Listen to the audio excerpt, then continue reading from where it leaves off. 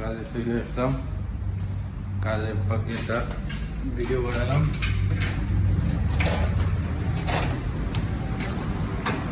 এরপর আপনাদের কি অবস্থা জানাবেন।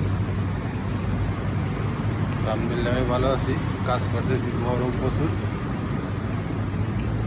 গরম প্রচুর, গরমের ভিতরে কাজ করতেছি।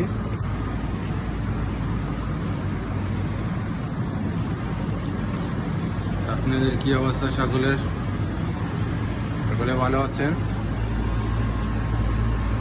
জানাবেন। আমি ভালো আছি আলহামদুলিল্লাহ।